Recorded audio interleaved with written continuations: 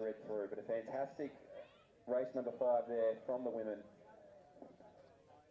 Great racing all around.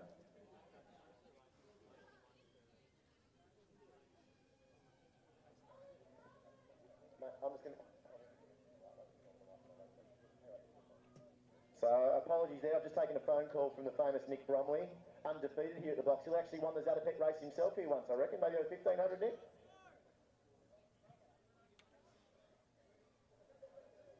$151, Bromley ran over the 800 here one night to win. So, bad time to ring me, Nick. I might have to ring you back up this next race. All right, well, while you're doing that, Nick, we will turn our attention to the back straight here at the start of the 1,500. The Deneen runners again going to go around for pacemaking duties. It's a bit stiff from their coach. That's a lot of hard work, but they've done a fantastic job. So well done to the boys out there. And everybody turning their heads to the right, look at the pacemakers and say, let's absolutely nail this one. And they're ready to rock and roll. So the boys on the line now, and we'll start to read through them once the gun has been fired. And we're about to get underway. And we're off here in heat 7 of 8 of the men's 1,500. Jack Ewanson, Fabiano Agriard, David Venor, Robert Jones, Ashton Sin, Cameron Lee, Samuel Scroggy, Tyler Hadfield, Andrew Carey, Will Orchard and Harry Chen are going to be the starters in this race.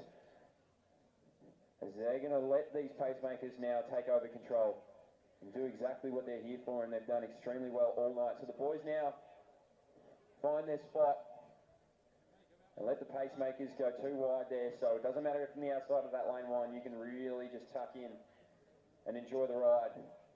I've got to admit, Mitch, I've hit a little bit of a wall commentating tonight, and yet these boys have been pacemaking all night, and they are still full of beans. So pretty impressive from them. It's the Williamstown man, Andrew Carey, though, who's sitting just behind them, and also in there is Ashton Sin. So we've seen 3 of the Sin boys go around tonight in the Doncaster colours, and here it's Ashton on the inside rail. And just behind them is the St Kevin's boy there and Samuel Scroggy. Well, that's all right, Nick. We can hit walls all we want, but these boys are going to break through them here in this race. And you're absolutely right. Carey now right behind the pacemakers, and he's happy to do that. The third of the Sins on the inside looking extremely comfortable. And that's Jack Ewanson of Box Hill on the outside there looking quite comfortable as well. So not a lot of movement now within this group. Only one athlete just off the back of them, and we'll see if he can latch himself back on. But the pacemakers are going to take them through very nicely now through 500 metres. And it's going to be Carey, who's tucked in just on the outside there of Sin.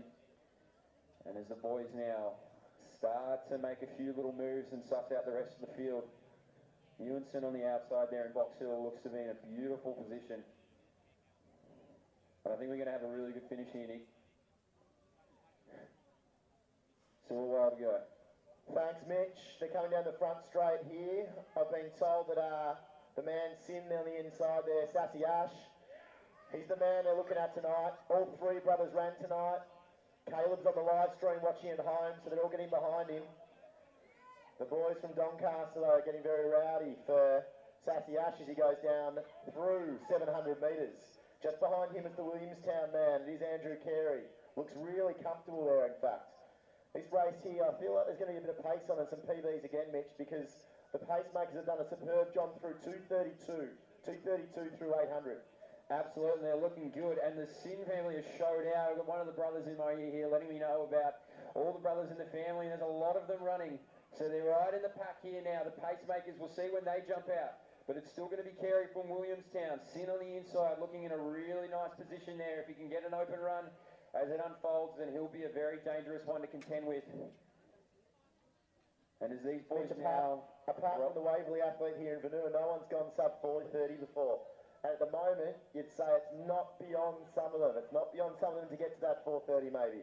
We'll have a look. We'll see probably more like a 4:40 at the moment. The pace has just dropped off a little bit down the front straight. Out wide here. I'm going to have to try to pick this one up. I've missed it each lap around. It's hit number 13. Hit number 13 is the dark colours on the outside. And in beside him is 11. So that's Tyler Hatfield and Cameron Lee, Mitch.